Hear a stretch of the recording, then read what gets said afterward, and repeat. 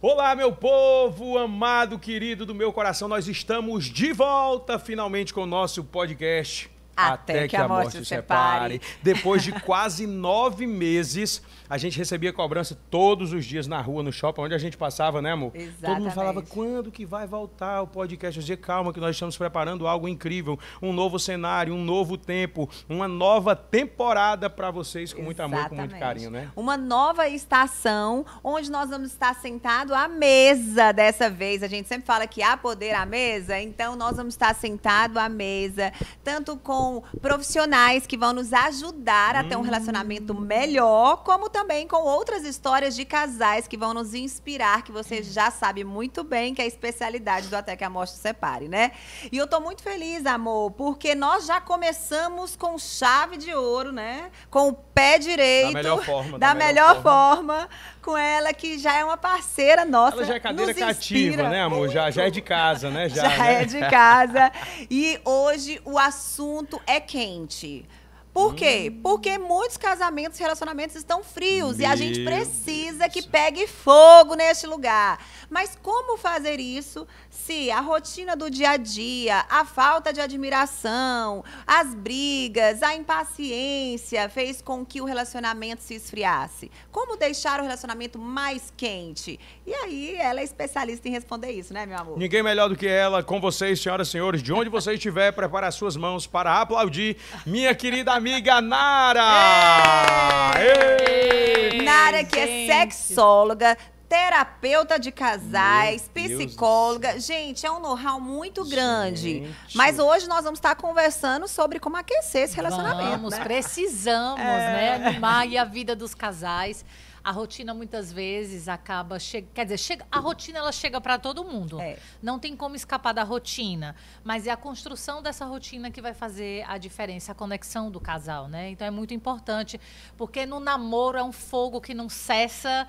Por que não ter esse mesmo fogo no casamento, né? O que acontece? Então, eu acho que hoje é o dia da gente poder clarear aí as ideias dos casais, para que eles possam poder viver toda essa intensidade que tinha no namoro dentro do casamento. Muito bom, minha amiga Nara. E eu digo uma coisa, viu? Prepare-se, porque as perguntas estão daquele jeito. Bora. Nós temos o nosso grupo exclusivo de WhatsApp do Clube AQMS. Lá nós temos aproximadamente ali perto de umas 400 pessoas.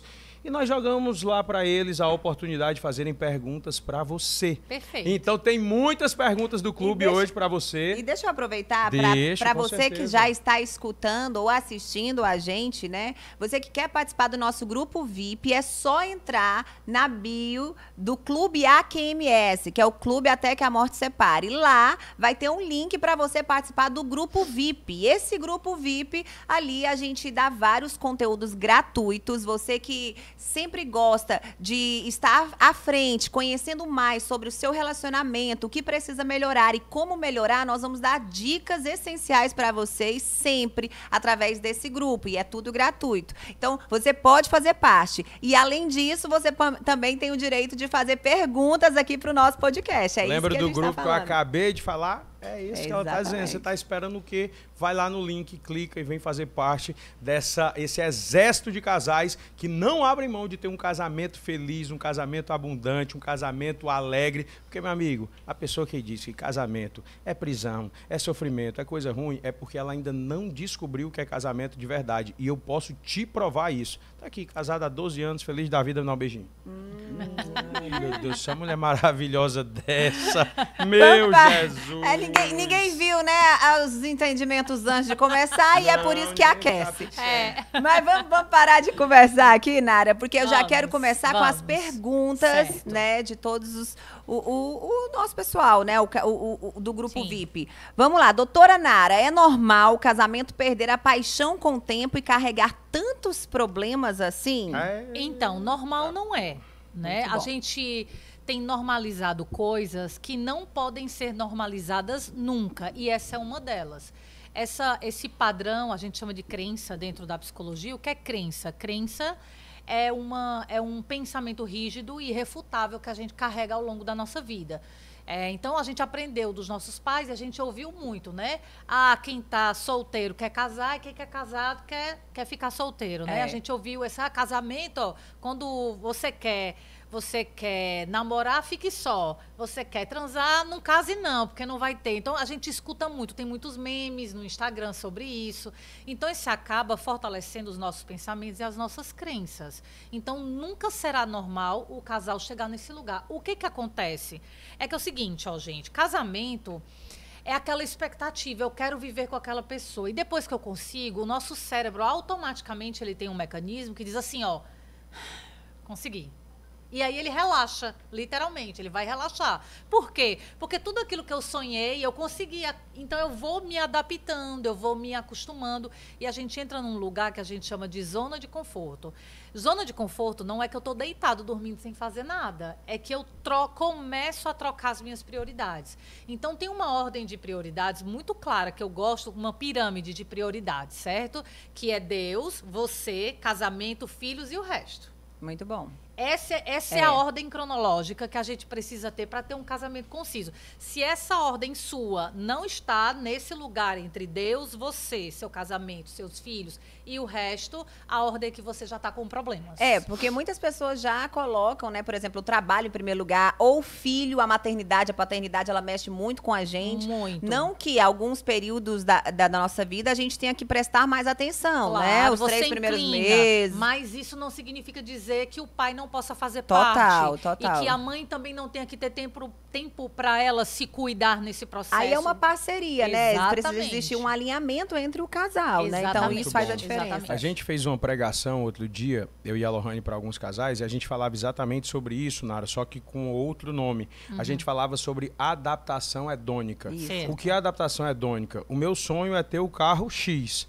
Eu trabalho anos e anos e anos, tenho aquela conquista, compro o carro X que eu queria, só que daqui a 6 meses ou 1 ano, o carro X já não é mais o carro que eu sonhava e queria, porque eu já tenho.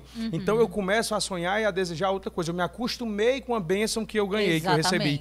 E isso também muitas vezes é levado para o casamento. Sim. Eu sonhei com aquela mulher, eu lutei pelaquela mulher, eu fiz tudo pelaquela mulher. Consegui, estou com ela dentro de uma casa. Não, agora eu vou jogar bola com os amigos, agora eu vou curtir outra coisa, agora eu vou fazer isso, porque a mulher eu já tenho, está lá em casa. Ou então você só vai reclama, se acostumando com a bênção, começa a reclamar, começa a não priorizar. E aí é onde cai na normalidade e o negócio começa a declinar, mas né? sabe o que eu acho a grande falha de tudo isso? É porque nós não sabemos realmente o que é o casamento. Essa é a questão. As pessoas, elas estão entrando dentro do casamento sem um pingo de preparo, sem um entendimento do que é casar. Eu quero fazer sexo, então eu vou casar. Eu quero me livrar dos meus pais porque eles são tóxicos, eu vou me casar. Eu sofri abuso na infância, eu não aguento o pensamento negativo dos meus pais o tempo inteiro, eu vou me casar. Então, as pessoas estão se casando pelos motivos errados. Só para vocês terem uma ideia, né, rapidinho, para a gente poder entender. O nosso córtex pré-frontal, ele só é formado depois dos 25 anos. O que é? Qual é a função do córtex? É tomada de decisão. Então, até então, realmente, os casais não deveriam casar antes disso. Porque não tem ainda uma visão completa e concreta do que realmente eu quero para a vida toda. Então, a gente precisa se estabilizar. Então, esse é o processo até os 25 anos. Depois dos 25 anos é que nós deveríamos começar a fazer escolhas definitivas para a vida. E uma delas é sobre o casamento. Então, não tem maturidade. Não tem maturidade. E aí, eu vou procurando para suprir as minhas necessidades. E as pessoas não entendem o que é casar. Às vezes eu estou com meus casais na terapia, uma vez eu estava com um casal específico, e eu comecei a explicar para eles o que era o casamento, função de homem e função de mulher, porque tem função cada um dentro do casamento. Quando eu terminei de falar tudo, ele disse assim, mas eu não concordo. Aí eu olhei pra ele e disse assim, eu não tô perguntando se você concorda. Isso é casamento. Se você não quer viver isso, meu querido, não case. Tome. Não case, exatamente isso. Pegue seu dinheiro de volta e vai embora. E vai embora, Porque não existe essa possibilidade de você entrar dentro de um casamento e só fazer aquilo que você quer. Não existe essa possibilidade. Né, se fosse assim. Até porque Deus, na Bíblia, já falou, eu vou me casar para servir ao outro. Casamento é servidão.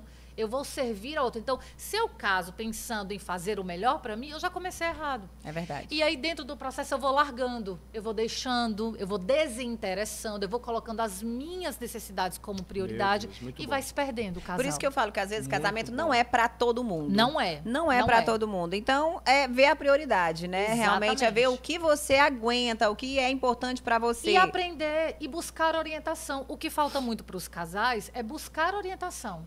Casar sabendo aonde é que eu vou entrar, o que é que eu quero, com critérios. Quais são os meus critérios para eu poder me casar? Eu não aceito isso, eu não quero isso. Porque senão você vai negociando alguns critérios, depois que você entra, aí a conta chega para pagar. Princípios, né? A gente fala muito, né? Os cristãos falam muito sobre princípios. E isso é super importante, para não ter o julgo desigual. Exato. Porque o julgo desigual não funciona. Não vai dar certo. E a gente não está falando aqui sobre religião, porque muitas pessoas pensam que julgo desigual é porque é a da religião. Eu sou da religião A e meu marido é da religião B. Não é só sobre isso, né? Mas é sobre o julgo desigual. Tudo, valores que ganham diferente no trabalho, idade ideologias políticas, crenças familiares, tudo isso pode ser. Só quando a gente casa, a gente não casa só com o nosso companheiro. Verdade. Deita-se na cama a família inteira, porque eu venho regado de toda uma história junto comigo. Verdade. Se deixar nós três conversando aqui sobre isso, a gente vai falar o dia todo, porque casamento é algo que a gente ama, que a gente acredita, é um projeto do Senhor e a gente ama, a gente apoia totalmente, nós amamos isso. Não é à toa que você está aqui também com a gente, deve amar o casamento, né? Mas eu quero voltar para esse assunto específico, da chama, né? Certo, vamos falar aqui sobre a chama. Quando é que a gente pode perceber que nós somos mais amigos do que namorados íntimos? Essa pergunta era minha, certo? Era, eu amor. que tinha que fazer. Então tá. Gente, apresentando para vocês que é a Lohane Cabral, a minha esposa, ela apresenta o programa comigo. Ela apresenta é uma pergunta minha, uma delas. Só que ela pergunta a primeira, ela responde, não deixa nada responder, e depois ela faz a segunda pergunta que eu faria. Eu adoro ele, gente. Mas, gente, é o seguinte, quais são os sinais que o amor virou amizade? Exatamente. Muito bem, meu amor, prazer. Eu tô te ajudando. Te amo, amor. Nara, mas essa pergunta ela é interessante porque ela é uma pergunta muito frequente dentro das mentorias que a gente faz com casais. Uma das coisas que a gente mais escuta, né? Assim, ó. Gente, eu não tenho mais tesão. Tipo assim, é como se a gente tivesse se tornado bons amigos. A gente até divide as coisas, passeia junto, faz isso, mas não tem mais tesão, não tem mais vontade. Eu não sei o que é que eu faço. Essa pergunta, assim, é uma coisa... Perfeito. Por quê? Como é que a gente identifica isso? Isso começa no namoro. Muitos casais, eles estão querendo casar mais pelo movimento do casamento do que realmente o propósito em si do casamento. Porque dentro... Eu tenho que entender que o casamento... Gente, eu acho isso tão sério. Ó, casamento é para a vida toda. Eu acho essa frase tão assim, forte, para a vida toda. É para a vida toda. Então, eu não posso casar de qualquer jeito. Então, começa no namoro, quando eu me preocupo mais com o sexo, quando eu me aproximo e só sei conversar sobre intimidade, quando eu não converso realmente sobre os interesses. Ó, tudo aí são sinais, ó, que os namorados precisam começar a investigar. Por quê? Porque quando chega dentro do casamento, que aquele movimento neurológico começou... conseguir, ele vai acomodar e aí ele vai começar a dar interesse às suas necessidades. Então, ele vai, como válvula de escape, buscar mais trabalho, ele vai querer trabalhar mais, ele não vai dar importância às necessidades porque ele nem conhece aquela mulher direito, porque ele beijou tanto, ele transou tanto, ele fez tanta coisa antes que quando chega dentro do casamento, eu não sei muito bem com quem é que eu tô casado. Então, perde-se, aí o casal começa a andar em estradas diferentes. Eu começo a dizer que cada um começa a escrever um casamento diferente. Cada um escreve numa folha diferente. E casal precisa estar escrevendo na mesma linha. Por quê? Deus disse que o casal, quando se casasse, eles se tornariam o quê? Uma só carne. Então, o casal, ele tem que estar escrevendo a mesma história com a mesma mão e com a mesma caneta, os dois juntos. Então, é muito diálogo, é conversar, é parceria, é sonhar nas mesmas coisas, é poder entender o que o outro gosta. Aí nós temos uma outra problemática, que já dá uma outra live, que é o quê? Muitas mulheres não conhecem o seu próprio corpo, não entendem o seu prazer. Isso aí dá uma aula fantástica. De que tocar o corpo ainda é um tabu muito grande. Então, muitas mulheres não conhecem ainda. Eu estava falando esses dias no meu Instagram sobre namorar de luz apagada ou de luz acesa. Aí várias mulheres disseram assim para mim, não, eu só namoro de luz apagada. Gente, o homem é visual. Batam palmas aí, vocês estão assistindo. Ó. Isso mesmo. O homem, ele é visual, ele precisa ver. Então, nem claro, se você não gosta, mas também nem escuro, porque o homem precisa ver o que ele tá pegando. Bota uma lanterna. Então, são coisinhas simples que vão faltando. Os tabus, eles enfraquecem a união do casal. Infelizmente, a religiosidade, ela matou o nosso relacionamento com Deus. Infelizmente, porque Deus criou o sexo algo puro para divertir os casais. Sim. Divertir os casais. Era um movimento que Deus criou que disse assim, eu fico imaginando às vezes, Deus, quando eu estudo, né, vou lendo os livros e eu leio a Bíblia, eu digo assim, gente, Deus criou o sexo para divertir os casais. Acho que ele pensou assim, eu vou criar isso aqui para meus filhos bichinhos não ficar só pagando as contas, né? Não ficar só pagando as contas. Eu vou dar um negócio aqui para eles brincar, para sorrir. Aí ele botou o sexo, aí a gente complicou. É verdade. Aí a gente complicou. Às vezes eu fico imaginando ele lá, gente, como é que vocês complicam o negócio? Eu botei um clitóris, simples, um negócio simples. Eu ainda dei para minhas filhas de presente um negócio que tem mais de 10 mil terminações nervosas para brincar, para divertir. É um ponto central que pode pegar, pode fazer o que você quiser, mas aí elas complicam. A gente complica, porque eu não posso tocar no meu corpo, porque eu não posso pegar. Se confunde muito masturbação com autoconhecimento, porque a masturbação é o sexo solitário, totalmente diferente de eu conhecer o meu corpo para desfrutar desse prazer com o meu marido. É necessário, nós temos um órgão interno. Então, todo esse pensar do tabu, ele vai fechando as portas para a intimidade. E, assim, o ideal é que o casal também possa conhecer isso juntos, né? Por Sim. isso que você ter um relacionamento duradouro, por exemplo, eu falo eu e o Augusto, a gente tem 12 anos juntos e cada dia o sexo é melhor, porque hoje a gente se permitiu a ter essa intimidade. E a intimidade não é simplesmente você ir ali fazer o sexo, mas é você ter esse autoconhecimento, um tocando no outro. E não só sobre ato sexual. A intimidade, ela é construída diariamente. Ó, eu tava conversando hoje no meu Instagram, né, com as pessoas, me fizeram uma pergunta. Ó, uma zona erógena que pouco a gente utiliza, a cabeça.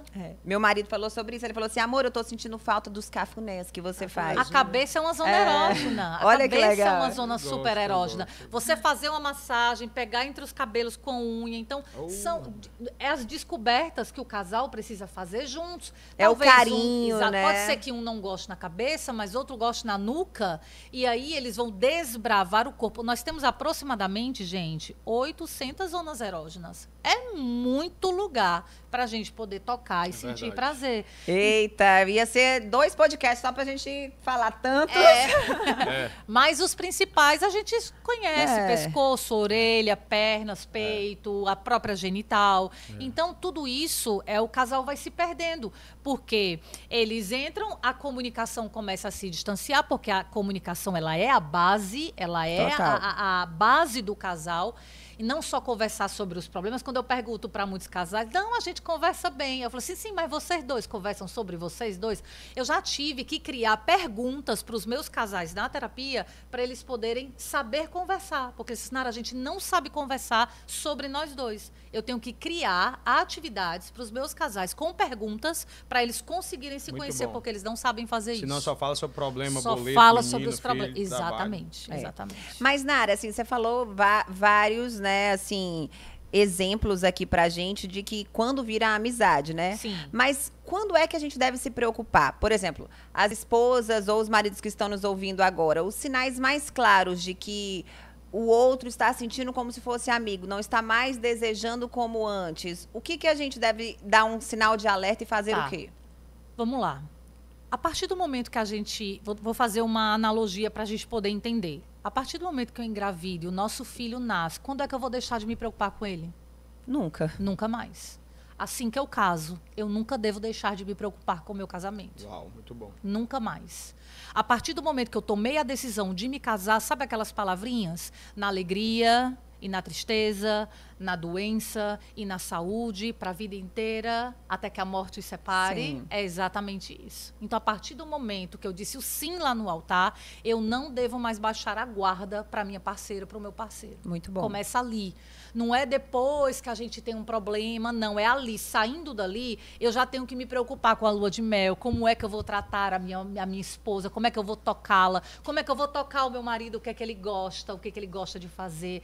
Então, criar situações diárias para que vocês possam se conectar pelo celular. Hoje a gente tem internet, hoje a gente tem foto, hoje a gente tem comunicação, várias coisas. Há um almoço, um filme, uma pipoca, uma flor. São coisinhas que eu preciso estar me preocupando, sim. Eu preciso ter criatividade. E isso não para. Não existe um momento que eu vou dizer assim para o casal, ó, baixa a guarda agora, porque agora está tranquilo. Não existe. Até que a morte os separe, vocês vão precisar estar o tempo inteiro alimentando esse relacionamento, porque isso é casamento.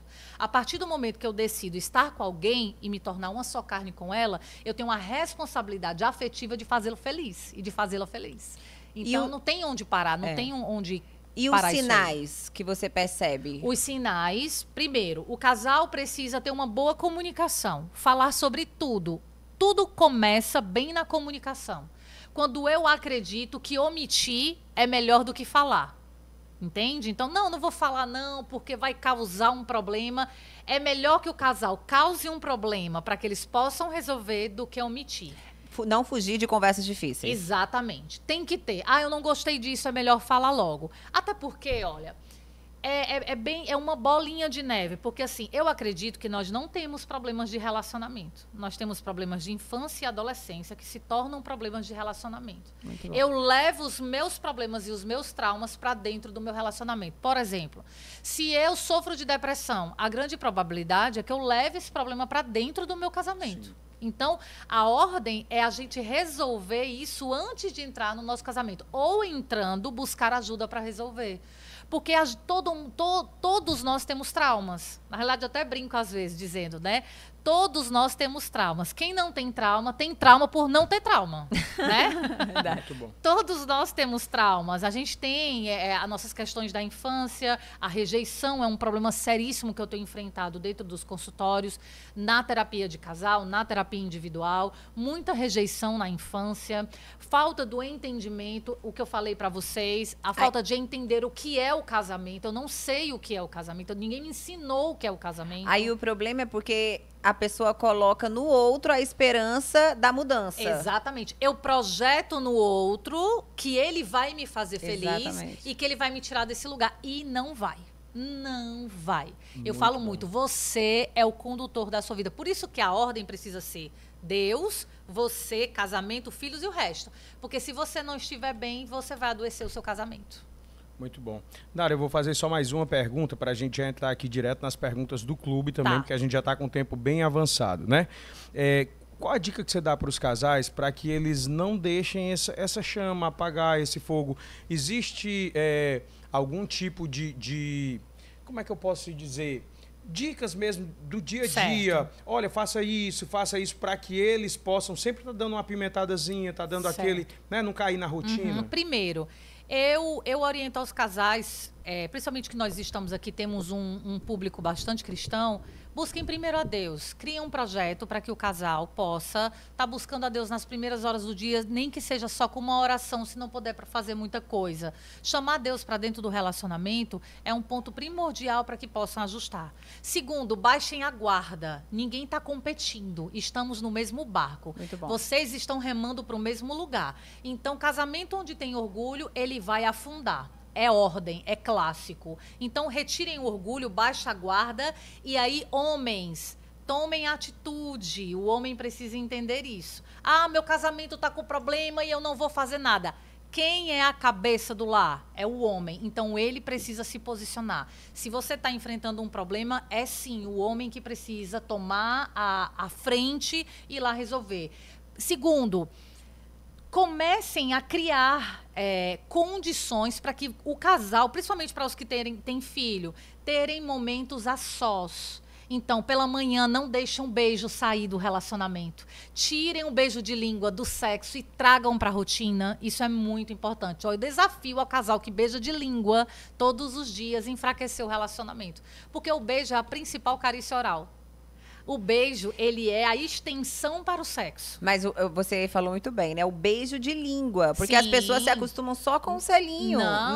Não, é o beijo de língua. Eu tô falando para tirar de dentro do sexo, porque normalmente os casais só se beijam. E olhe lá, porque muitos casais têm relação sexual sem se beijar na boca. Isso aí eu escuto muito, isso é um problema seríssimo. Sério? Então é tirar o beijo de língua do sexo e trazer para a rotina diária, para de manhã. Ó, na realidade, olha só que interessante, o mais natural e gostoso seria fazer sexo de manhã. Por quê? Porque as células estão renovadas, o homem já acorda com uma ereção e a mulher toda com a sua bateria recarregada.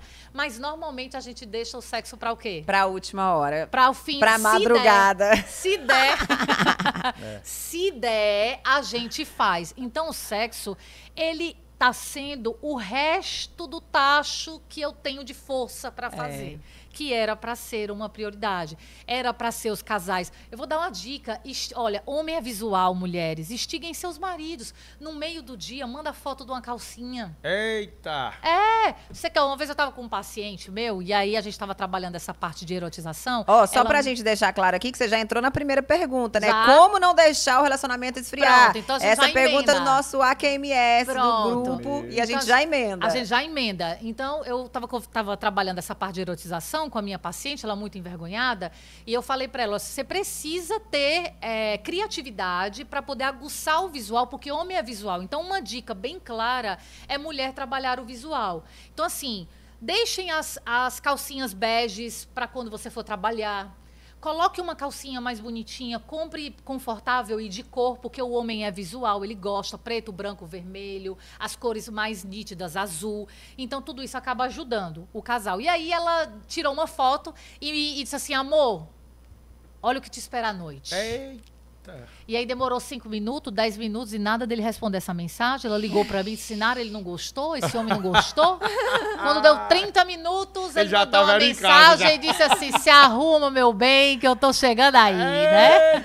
Olha, deixa eu dar uma dica pra vocês, seríssimo, que a Nara falou, gente, super é importante, muito, demais, muito. Mas é por quê? Porque o homem, ele por ser visionário, a mulher, ela tem que ser bela. E eu não tô falando de estereótipos, né? Eu tô falando aqui realmente de ser bela, de ter um cuidado, um autocuidado consigo mesma. A mulher, ela tem que ser vista como bela. Ela não é o sexo forte. Então, ela não precisa ser vista como forte, aquela que aguenta tudo, aquela que não sente dor, aquela que vai carregar tudo nas mãos, tá entendendo? Ela tem que ser vista como bela, como delicada, então, sabe? Ela tem que se cuidar. Ela tem que se cuidar e tem que se portar dessa forma, porque o homem precisa ver a mulher bela. Ela tem que cuidar do cabelo, ela tem que cuidar da unha, ela tem que se preocupar com a higiene íntima dela. Muito bem. Ela precisa dormir bem, nada de camiseta, ela tem que se preocupar com a roupa de dormir. Fica com a roupa sexy dentro de casa, pro marido ver, entendeu? Porque ele é visual. Agora, homens têm que ser vistos como forte. Aí sim, aí a gente já troca. Homens precisam ser vistos como forte. Aquele que vai ali, vai resolver a situação, aquele que Eu até brinco, Lohane, com os meus pacientes, diz assim, qual é o Tadalafila feminino, né? Tadalafila, gente, é um medicamento para ereção, né? Para homens. E eu brinco, qual é o Tadalafila para mulher ter uma ereção? Deixa que eu resolvo. Nossa, isso é maravilhoso. Eu até brinco com meu marido. Eu vou fazer. Tá, minha mulher deve passar o dia todo excitado, que é o dia todo resolvendo problema. Deve passar o dia todo Aí eu falo assim, eu tenho a opção de ir lá e resolver, mas eu tenho um marido que é capaz de resolver e ele me ajuda muito. Então, amor, é contigo mesmo, vai lá e resolva. Exato, mas isso tem sido um grande problema, sabia, Mas Lohane? eu vou te dizer que eu tive que me trabalhar para isso. Por quê? Porque eu queria resolver da minha forma. Eu queria tomar a frente das coisas. Eu queria ser aquela mulher forte, aquela mulher provedora, que eu acho que você também, muitas mulheres hoje foram criadas para serem fortes, o sexo forte, para competir com os homens. Exato. E você não tem que competir. Então, muitas mulheres hoje me perguntam, como você conseguiu? conseguiu, sendo uma mulher totalmente desenrolada, uma profissional já da sua área, né, reconhecida e tudo, como você conseguiu que o seu marido, ele tomasse à frente e fosse esse papel de homem forte, ele realmente fosse o provedor da sua casa, ele realmente fosse assim? E eu falei, eu só deixei de fazer. Eu deixei de tentar ser, eu tirei, né, o meu bumbum da cadeira dele, sentei na minha cadeira, porque eu queria ser essa pessoa. Exato. Então, isso é importante. É muito importante trabalhar a função de homem em função de mulher, porque como Deus determinou essa função, biblicamente falando, quando elas são invertidas, esses papéis, as sequelas são seríssimas dentro do casamento. E aí eu já falo também para o homem. Homens, a esposa de vocês precisa, né, assim, arrumar os cabelos, ela precisa arrumar a unha, faça questão de ajudar e de falar assim, não, eu pago pra você ir, aquilo vai te deixar feliz, né, a pessoa ela vai ficar feliz se olhando, você vai se sentir bem com uma esposa arrumada, bonita, cheirosa, sabe, você vai se sentir bem, forte com isso também. Então, eu acho que os homens também têm que parar de olhar para as coisas das mulheres como algo que é supérfluo e como vendo que não, é uma prioridade, é uma necessidade, porque a minha esposa bem, uma esposa bem, ela vai edificar uma casa, ela vai ter mais até, é que eu falo, né, vai ter mais ânimo até para fazer mais amor com você, olha aí. Muito bom, meu amor. Eu posso fazer uma pergunta do clube agora? Pode, meu amor. Estava só esperando ela terminar aqui, porque tem uma perguntinha do clube aqui que eu achei muito interessante, Nara. Olha só, isso aqui são pessoas casadas que estão dentro do clube tirando dúvida, tá? Foi então tudo anônimo. São situações reais. Nós não sabemos quem fez a pergunta, mas são situações reais. Sim. Como a mulher pode indicar o momento de ir para a cama sem se sentir vulgar? Mesmo que seja com o marido dela, o que precisa mudar na mentalidade da mulher? Lógico, tem que ser com o marido, né? Se não for, tá tudo errado. Mas olha, eu entendi a pergunta dela. Às vezes tem a vontade de fazer o sexo, mas acha que se oferecer pro marido, o marido vai dizer, rapaz, esse negócio tá estranho, porque é que essa mulher tá querendo, né? Exato. Tipo assim, porque existe uma cultura machista, infelizmente, que o homem é quem tem que procurar, que o homem é quem, entendeu? E isso é um tabu imenso, né? Nós mulheres precisamos, eu tenho conversado com alguns homens e eles também falam, a gente também gosta quando a mulher se oferece, quando ela... É muito bom, porque isso deixa o brio do homem mais aguçado, ele saber que a mulher dele deseja ele. Então a mulher, ela vai precisar trabalhar um pouco essas questões do tabu. Eu sou psicóloga e aí eu não posso deixar de puxar a sardinha para mim, né? Tem que trabalhar essas partes que a gente cresceu dentro de um contexto muito da religiosidade que destruiu essa relação com Deus e com o sexo. Então vai ter que destravar mesmo. O homem é muito simples. Se você botou uma calcinha mais sensual, ele é visual, na hora que ele vê, ele já vai querer. É muito rápido. A minha mulher, ela tem um truque lá em casa que quando eu passo por ela, que ela tá naquela posição deitada lá no sofá ou na cama, eu já olho para ela e digo, amor, você tá me chamando? Porque aquilo já é um convite, exatamente, entendeu? Claro. Eu falei, desse jeito aí é um convite, filho. Aí, e às vezes você nem tá fazendo convite. Quantas e quantas vezes eu tô arrumado, já saindo de casa, quando eu digo, tchau, amor, que eu olho para ela, eu digo, gente, tá me chamando. Eu falei, amor, não tô entendendo. Ela falou, amor, não vem. Eu digo, não, agora antes de sair de casa eu vou ter que dar uma voltinha, porque eu não aguento um negócio desse, né? Exatamente. Então, eu acho que o homem, como você falou, como ele é muito visual, eu acho que todo homem tem o seu... Um é essa posição, o outro é aquela, o outro é essa roupa, o outro é essa cor. O casal ele vai determinar, Guto. Com a comunicação, o casal vai dando sinais. Eles vão se olhando, o homem vai entendendo a mulher vai entendendo o homem, e eles vão dando sinais. O que não pode, essa responsabilidade, ficar única e exclusiva para o homem. É claro que se o homem tem mais, ele pode criar o cenário. Porque a mulher, ela faz sexo para... O homem faz sexo para relaxar, e a mulher, para fazer sexo, ela precisa estar relaxada. Então, o homem, ele pode criar o cenário dessa mulher ficar descansada para que ela tenha vontade de fazer sexo. Então, o homem, ele precisa entender que ele foi feito para fazer mais coisas do que a mulher. Mas o que tem acontecido é que as mulheres têm feito mais coisas do que o homem. E a gente tem trocado e investido. E uma mulher estressada e cansada é pior do que jumento. É coisa para todo lado, meu amigo. Ela não vai querer. A última coisa que ela vai querer é o sexo. Então, deixa a esposa dormir mais tempo. Isso, faça o café da manhã, põe as crianças para dormir. Isso. Você foi feito para trabalhar mais. O homem foi feito para isso. Deus criou. Fisiologicamente falando... Tem mais testosterona, tem mais força. E força. Se você botar um homem e uma mulher do mesmo peso, eles nunca serão iguais. Nós somos diferentes, sim. Não adianta dizer que nós somos iguais, nós nunca seremos iguais. Verdade. E nem devemos querer ser. Porque a gente precisa, a mulher tem uma necessidade do homem provedor emocional, do provedor financeiro e do provedor espiritual. Então, o homem precisa tomar esse lugar para a mulher se sentir desejada e ela poder fazer a entrega dela. Exato. Então, muito é um movimento de ir e vir. Só com relação às dicas, que eu queria dar uma dica muito legal para os casais a cada 15 dias, construem um cenário para que vocês possam estar saindo juntos. O casal precisa ter tempo de qualidade. Então, deixa os filhos com alguém ou paga alguém para ficar com os filhos, mas o mais importante que pelo menos a cada 15 dias o casal faça uma saída sozinho. Às vezes não é só sobre dinheiro, às vezes é sobre um passeio, ir à praia, passear na orla, sentar um pouquinho, namorar, relembrar os velhos tempos do namoro. E também organizar uma viagem de casal, sem filhos. Pelo menos uma vez no ano o casal precisa viajar sozinho. A gente fala isso como date, né? A gente dá sempre essa dica nas nossas palestras, que uma vez por semana, né? Sim. Eu acredito que se não for possível, uma vez a cada 15 dias, pelo menos. É o mínimo. Mas isso é muito importante. Muito. Amor, tem mais uma pergunta legal. Vamos lá, eu tenho 36 anos de casado, sou cristã e gostaria de sair da rotina... Não, e gostamos. E gostamos, desculpa, é verdade. Já faz. E gostamos de sair da rotina... indo passar 3 horinhas no motel para relaxar numa banheira de hidromassagem, conversar, namorar, ter um momento nosso. Não vejo isso como algo errado. Oro, coloco a minha playlist de louvor super romântica e aproveitamos o nosso date. Gostaria de saber a opinião de vocês sobre isso. Perfeito, perfeito. Existe uma crença muito disfuncional sobre o motel, né? As pessoas falam, porque o motel, as pessoas vão lá para fazer... Gente, as pessoas também vão aos hotéis para fazer coisas erradas. Então, assim, se você está indo com o seu marido... Até porque ninguém vai para o motel toda semana, porque ninguém tem dinheiro para isso. É para fazer algo diferente, é para sair da rotina.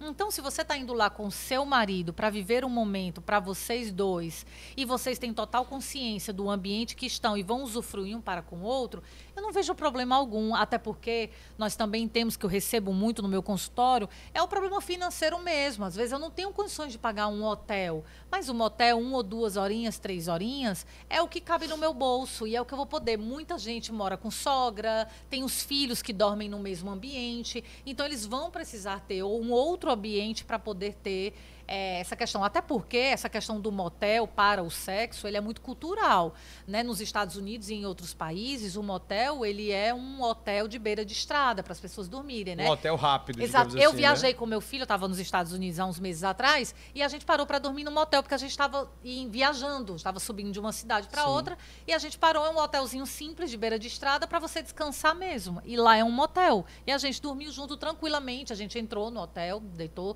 acordou, tomou café e foi embora. Então, é uma questão cultural.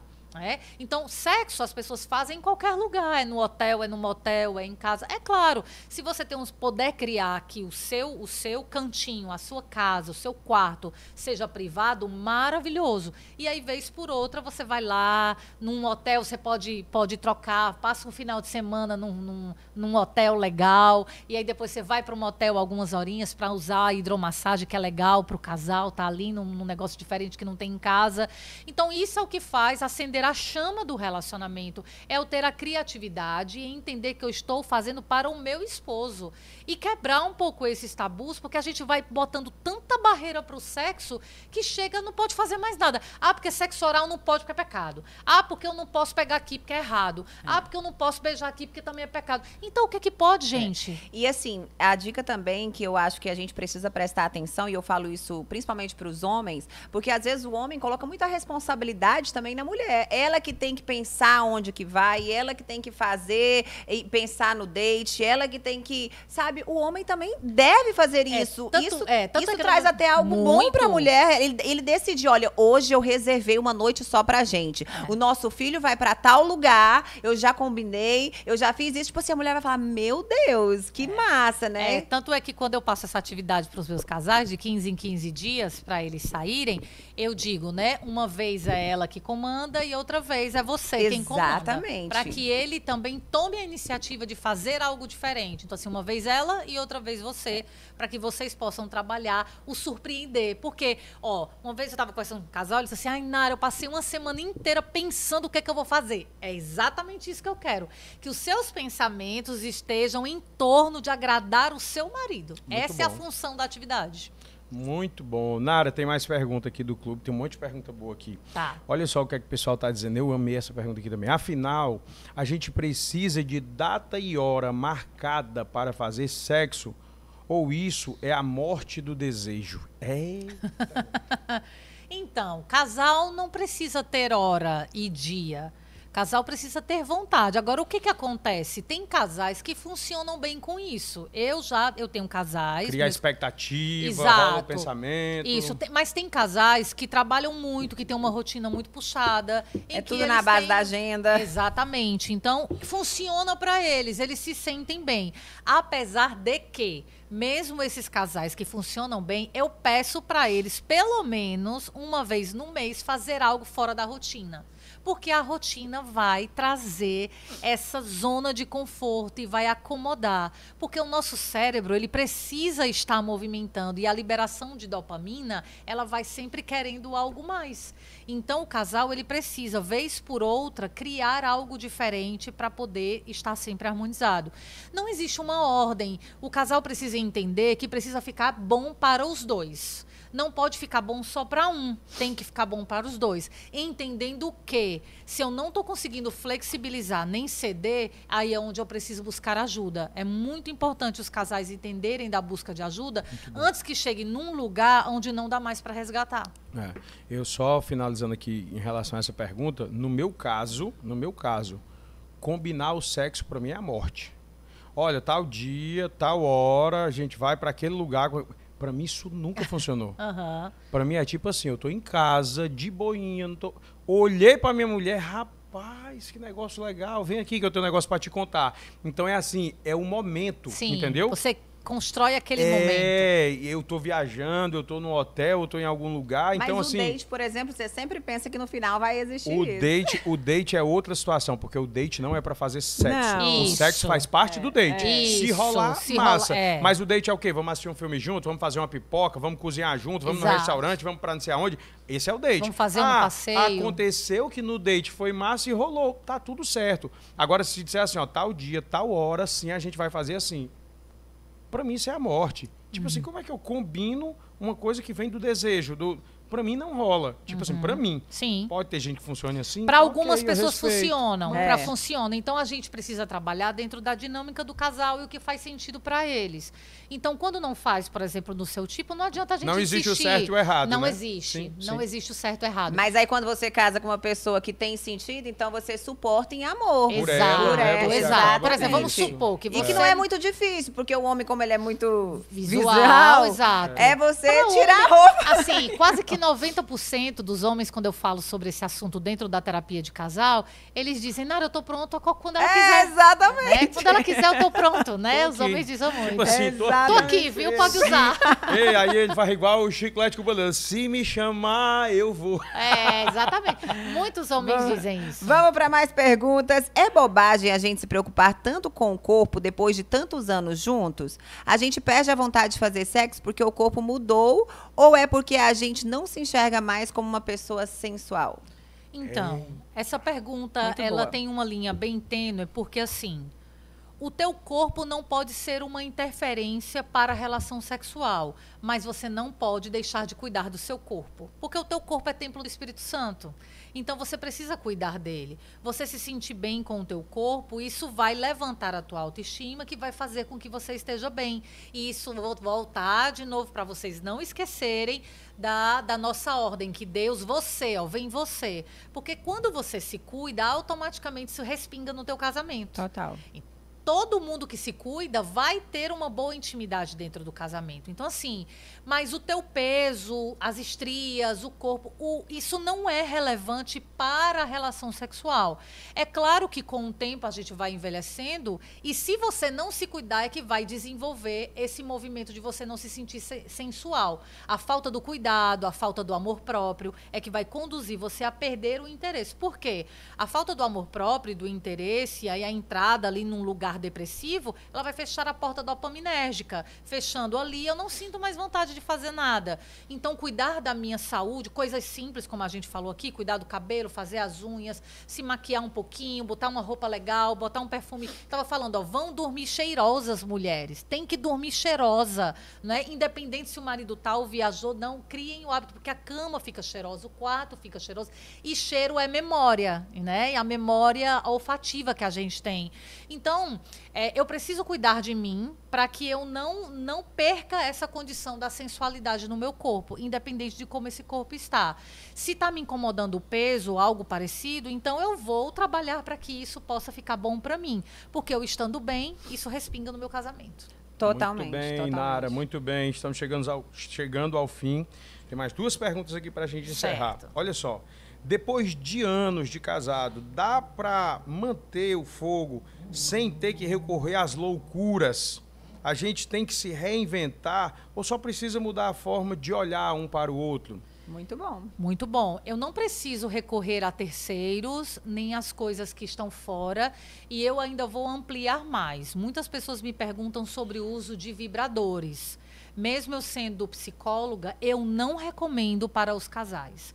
Por quê? Eu vou explicar por quê. Se eu tenho algo que eu comando com as minhas mãos e eu vou colocar no lugar certo, se eu já estou distante do meu marido, como é que eu vou aproximar? Então, a ordem é esse casal trabalhar com as suas estruturas, a sua textura, a sua mão. Ah, Nara, mas meu esposo toca, eu não gosto. Então, ensine ele. Você vai ter que descobrir para você ensinar a ele a maneira como você gosta que ele toque no seu corpo, no seu clitóris, a maneira melhor de você sentir o prazer. Não introduzir um terceiro elemento para poder te trazer prazer, porque aí você vai ficar solitária. Porque a partir do momento que esse objeto te traz prazer, para que eu vou querer o meu esposo nesse processo? Eu tenho pacientes no consultório que a gente trabalha a dessensibilização do vibrador para que ela consiga aceitar o toque do marido.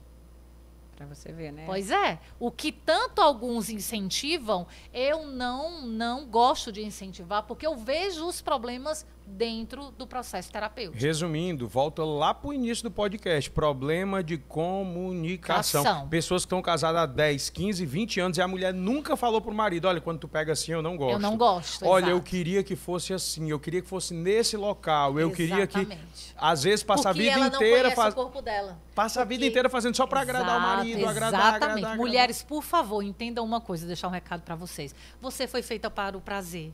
Não permita que você vá para a cama só para o prazer do seu marido. Você precisa dizer o que você gosta, porque você foi feito para o prazer. E diga-se de passagem, um bom cavalheiro vai sempre trabalhar para que o orgasmo chegue primeiro para a sua esposa, para depois a sua realização pessoal. Verdade. Então, o homem entendendo isso, ele precisa se comunicar e a mulher precisa entender aonde ela gosta para que essa dança aconteça de forma saudável e prazerosa. E a gente sempre fala, né, nas nossas palestras, nos nossos cursos, que o desejo, ele vem depois da admiração. Exato. Então, assim, eu perdi o desejo pelo meu marido, eu perdi o desejo pela minha esposa. É porque perdeu a admiração antes. Exatamente. Né? Então, o que fazer? Que aí eu já entro para outra pergunta, viu, Nara? O que buscar no outro para recuperar a admiração perdida, muitos desgostos? Uhum. O que ele gosta? O que faz sentido? Quais são as necessidades do outro? Só que isso é um movimento que tem que ir e vir.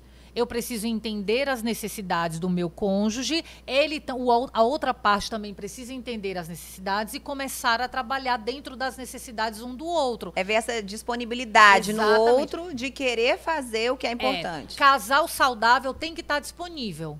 tem que estar disponível. Sem disponibilidade, eles não vão conseguir mudar. Porque eu sempre vou estar pensando no que eu quero. E aí eu foco na mudança do outro. Ó. Quando vocês estão num processo, você não pode focar na mudança do outro. Você foca na sua mudança. O que eu preciso fazer para agradar o meu cônjuge. Então, quando eu trago essa dinâmica dentro da comunicação, então eu começo a melhorar. Porque eu vou fazer para agradar. E se o outro estiver na mesma pegada, é um movimento que vai. Aí a dança começa a surgir. E ele aprende com você. Exatamente. Os dois aprendem junto e vão se conectando. E aí vão falando. E vão aí trabalhando as necessidades um do outro. Deixa eu fazer só uma colocação aqui, Nara.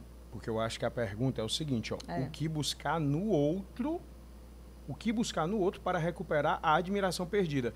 Eu acho que ele ou ela quis dizer assim, ó, eu não admiro mais o meu marido, eu não admiro mais a minha esposa, o que é que eu busco nele para voltar essa admiração? Eu acho que essa pergunta aqui, na verdade, não é essa. É porque é o seguinte, não é o que eu busco para recuperar a admiração, é o que é que eu posso conversar com ele para dizer por que eu perdi a admiração. Exatamente. E como que a gente vai reconstruir isso. Exato. Porque eu não tenho como... se eu não admiro, eu não admiro. Rapaz, eu não admiro mais a minha esposa, deixa eu ver o que é que eu procuro nela para admirar. Exatamente. Não existe isso. A partir do momento que você vê que não existe mais admiração, já passou do tempo de você assim, a gente sempre fala, né, que é voltar. Exato. O que tirou essa admiração foi algo que não foi resolvido. Exatamente. A primeira coisa que acaba com a admiração é algo que não foi resolvido, que foi passado, colocar debaixo do tapete, e você achou que aquilo nunca ia entrar no relacionamento de vocês. E eu, amor, ainda voltaria um pouquinho mais.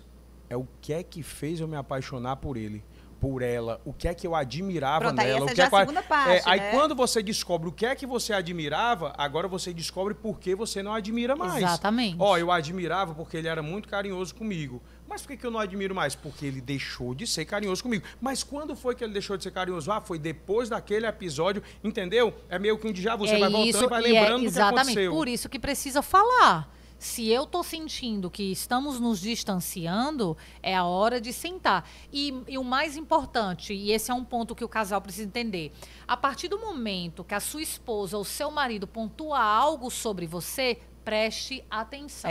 Muito, gente. Entende? Isso é muito importante. Porque às vezes o casal fala, a esposa dizem muito para mim, Nara, eu falo para ele, mas ele diz que tá tudo bem. E não tá tudo bem para mim.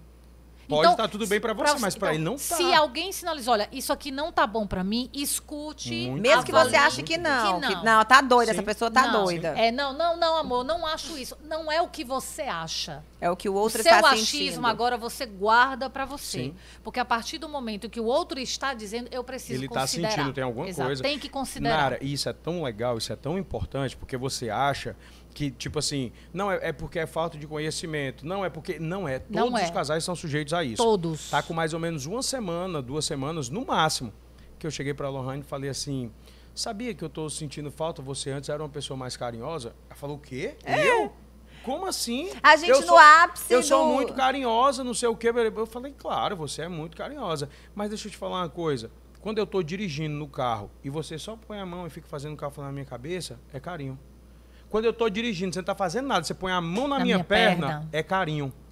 E a gente, nessa loucura, nessa correria toda, sem perceber, você não está mais fazendo isso. Você acha que você só tem que resolver o problema. Ficou, amor, desculpa, mas assim, eu nem percebi. Eu digo, pois eu percebi. Mas aí é que eu estou falando para você corrigir. Exatamente. Entendeu? Porque se eu não falo, tipo assim, a Lohane é carinhosa? Deita, vai fazer amor, mas o que tem carinho demais. Mas eu tô falando assim, o carinho, ele precisa estar envolvendo o dia inteiro, porque a gente tem um dia estressante, um dia cansativo, é reunião por cima de reunião, é problema por cima de problema. Aí, às vezes, você... E nós trabalhamos juntos, aí já é, né, a gente resolve problemas mais desafiador ainda, entendeu? Exatamente. Então simples fato de um estar dirigindo e o outro com a mãozinha ali fazendo um carinho, já dá um...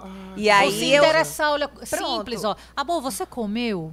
Você já comeu hoje? Amor, você tá bem? Então, são coisas simples, ó. O casamento, ele não se destrói por um ponto específico. É um movimento diário que vai se perdendo, não vai se percebendo, vai colocando o outro. Então, o casal, ele é um movimento de dois. Às vezes, um tá 30%, outro tá 70%, um tá 50%, outro tá 50%, outro tá 10%, outro tá 90%. Então, é o casal se entender e pontuando. E o outro que não tá percebendo, parar, vou refletir sobre isso, amor, e eu vou melhorar. Foi o que aconteceu comigo. Gente, é verdade, amor, me me desculpe, eu não percebia isso e vou começar. E eu nem me toquei, entendeu? Exato, sobre isso, porque eu achei que estava tudo certo. É muito claro, isso acontece com todos os casais. E isso é que é a parceria. É o entender que ela está indo e eu puxar de volta. E aí o casal ele vai se equilibrando para que os dois continuem na mesma estrada. Então, é uma dinâmica, como eu falei, desde o momento que se casam. Os dois vão andar, fazer essa jornada juntos, se preocupando um com o outro, se percebendo. Eu tenho que perceber a minha esposa, eu tenho que perceber o meu marido. Eita, percebi que meu marido está muito nas redes sociais, eu vou dormir, ele fica. Amor, você está muito tempo aí, realmente preciso melhorar, então eu vou deixar. Então, esse movimento, essa dança, é o que vai trazendo o casal a cada vez, a fortalecer essa chama. São nas pequenas coisas, também é importante. Uau, quanto ensinamento, que podcast incrível, de verdade. Toda vez que a Nara vem aqui, é sensacional, é uma aula. É pod-aula.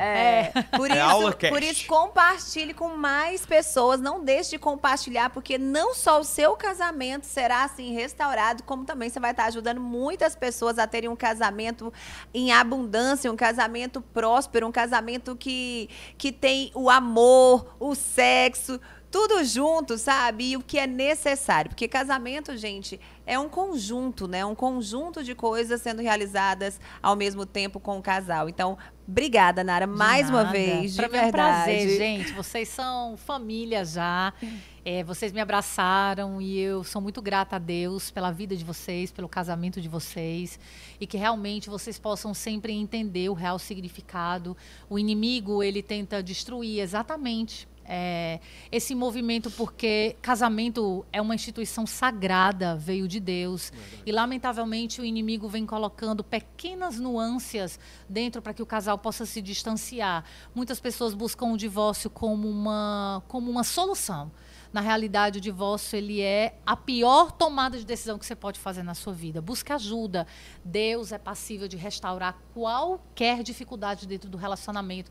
Quando você está disposto a entregar a sua vida, Deus vai fazer o que para você é impossível, Deus tem condição de restaurar. É só entregar. Muito bom. Você vai dar o spoiler do curso? Não, eu não quero nem falar isso agora, não. Não sei se eu faço. Eu pensei que surpresas estão vindo por aí. Gostou? Você gostou? Gente, muito obrigado pela sua audiência. Esse foi o nosso primeiro episódio da segunda temporada do Até que a Morte Separe, com tudo novo de novo para vocês. A gente já começou assim com força total, como a minha esposa amada falou, com essa querida que é a Nara. E nós estamos preparando, olha, um monte de novidade para vocês. Tá chegando aí treinamentos, cursos, mentorias, muitas coisas que vão ajudar você no seu relacionamento. Se você quer ficar por dentro de tudo e quer ganhar também muita coisa, muitos presentes, vai lá, eu vou dizer de novo, nós temos o Clube AQMS, @Clube AQMS. Lá na bio você vai ter um link, você clica e participa de forma gratuita do nosso grupo de WhatsApp.